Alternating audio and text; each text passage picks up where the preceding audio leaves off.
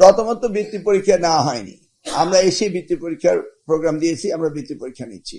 দ্বিতীয়ত সেখানে সরকারি প্রাথমিক স্কুল এবং বেসরকারি স্কুলের মধ্যে একটা বৈষম্য ছিল, সেটাকেও আমরা কোটা ভিত্তিক করেছি যে 20% আমরা কিন্ডার গার্ডেন অ্যান্ড 80% ফ্রম আমাদের সরকারি প্রাথমিক স্কুলের মেধাকে সমন্বয় করার জন্য।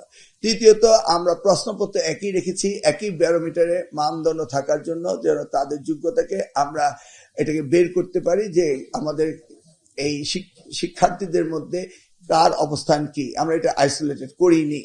আর এই মেধাভিত্তিক পরীক্ষার জন্য আইসোলেটেড করা হয় তাহলে তো স্টাইভেশন স্কুল কলেজ রয়েছে, সব জায়গায় মেধার একটা সেপারেশন হয়, কিন্তু আমরা তো করছি না। এটা বাচ্চা পর্যায়ে, এটা প্রতিযোগিতা। আপনি যে কোনো স্পোর্টসে যান, ফার্স্ট সেকেন্ড থার্ড হতে হবে। যেমন আজকে আমরা আলোচনা করছি ম্যাথ অলিম্পিয়াড আমরা ক্লাস 5-এ করবো, তাই না? এই সমস্ত বিষয়গুলোকে আনতে হবে।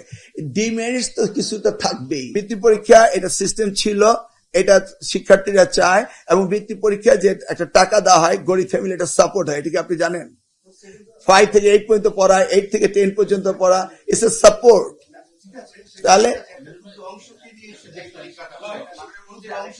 না, আপনি যেটা বলছেন যে আমরা পরীক্ষা নির্ভর হচ্ছে, ইটস অ্যাবসলিউটলি রং। আমাদের প্রজেক্টগুলোতে আমরা ক্লাসরুম শিক্ষার পদ্ধতিটাকে আমরা আনছি, কিন্তু পরীক্ষা তো আমরা এই মুহূর্তে বাদ দিতে পারবো না। আপনাকে এটাও স্মরণ করতে হবে, এই সরকার এসছে 12ই ফেব্রুয়ারি, 18ই ফেব্রুয়ারি আমরা শপথ গ্রহণ করেছি। তাই বলে আমরা তো 1 বছর পিছিয়ে যেতে পারি না, উই মাস্ট কন্টিনিউ।